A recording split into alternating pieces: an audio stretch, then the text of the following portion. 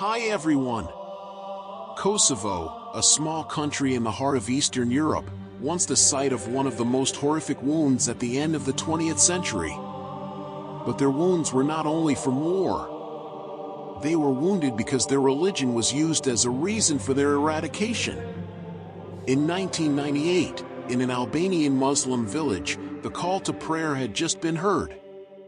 But less than 2 minutes later, troops arrived. Not to pray, but to burn. The mosque was set ablaze. The Quran was thrown to the ground, stomped on by soldiers' boots. Then, the imam was dragged out and murdered. In front of small children who were just learning to recite Surah Al-Fatiha. This is the face of the Kosovo War the world rarely saw. Not just an ethnic war, but also a war against Islamic identity. More than 200 mosques were destroyed. Names like Muhammad, Aisha, and Bilal were considered signs of extremism. People who wore skullcaps or had beards often never returned home. At that time, Kosovo was like a land without light. Mosques stood silent, madrasas were locked, and the call to prayer vanished from the air. But even then, Islam never died there. It simply hid within their hearts. Amid the ruins, mothers quietly taught their children how to pray. In basements, fathers recited the Quran in whispers so neighbors wouldn't hear. On freezing nights, teenagers stole moments to perform tahajjud prayers. Even though it could mean being arrested and tortured. Islam in Kosovo then was like a dying ember, almost extinguished. But it was in that very moment, the ember began to glow. And the fire of faith that grew in silence would one day set the world ablaze with an awakening no one ever expected. They could burn our mosques, but they could never burn our faith, said a Kosovan scholar, now teaching again, in the very mosque once torched by soldiers. Kosovo is free. The war is over. Mosques are being rebuilt. But there's one truth that leaves many speechless. This nation is 95% Muslim. Yet most of its youth don't even know how to pray. Even after the war ended, the wounds remained. Not just physical wounds, but spiritual ones too.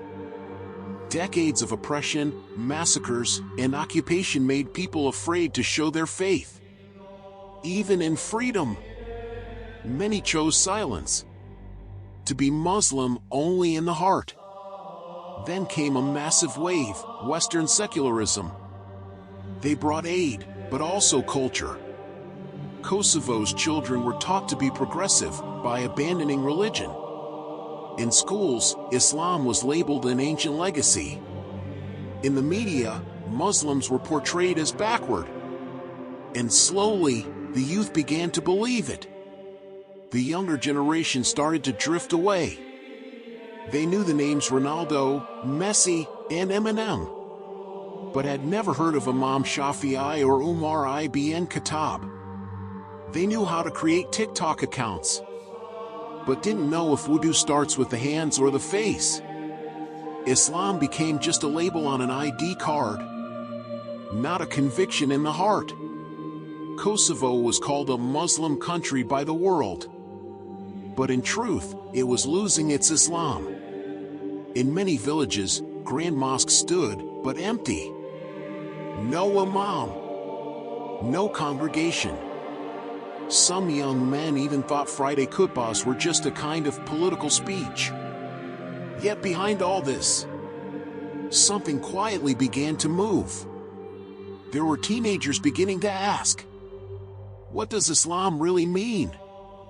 There were youth starting to search, not through history books, but through their hearts. And from those questions, a greater awakening began to rise.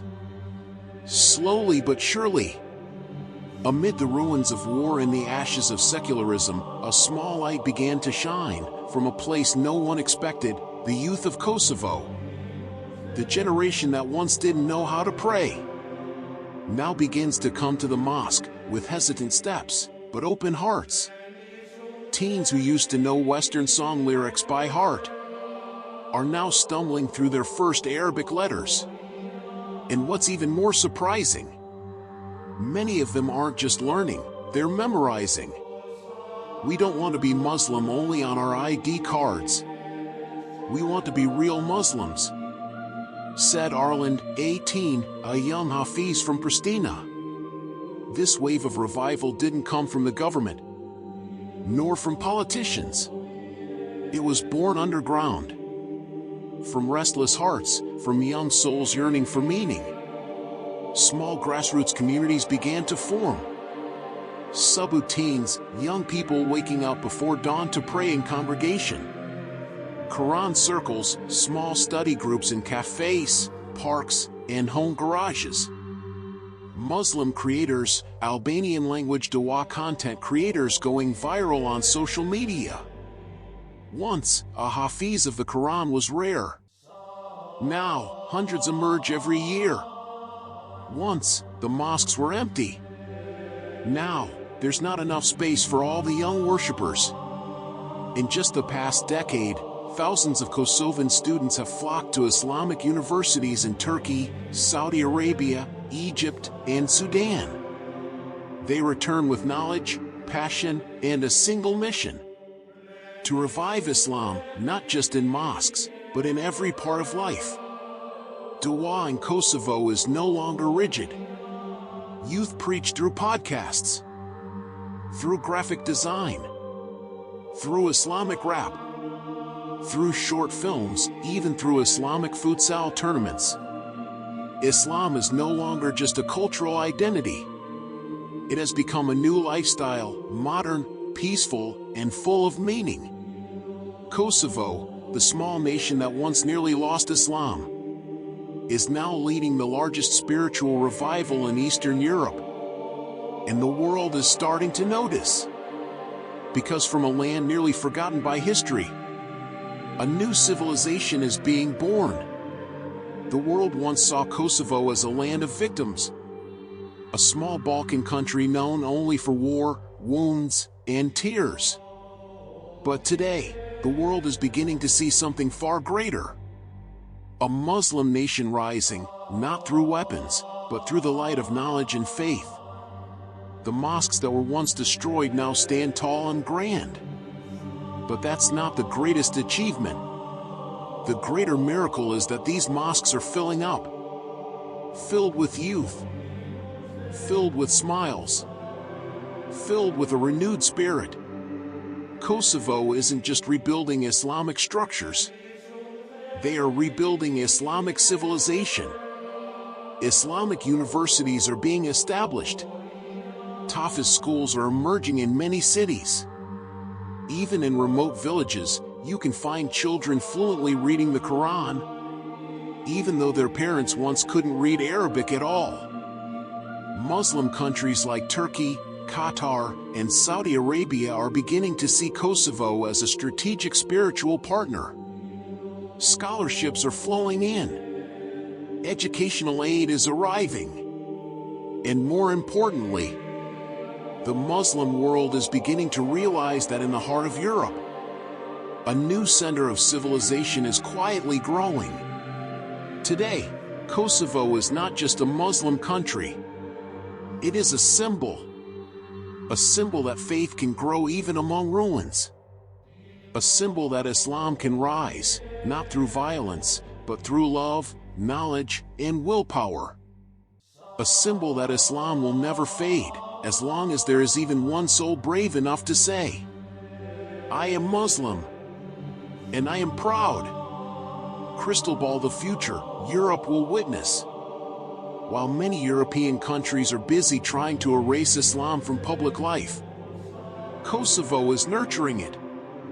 Gently, peacefully, with a smile. And maybe, in the next 10 to 20 years, Kosovo could become the spiritual hub of modern Islam in Europe. Not because of numbers, but because of the depth of faith that grew from loss and was found again. We used to search for Islam on the outside. Now we found it in our own hearts. Hafiz Aliraj, Quran teacher in Kosovo.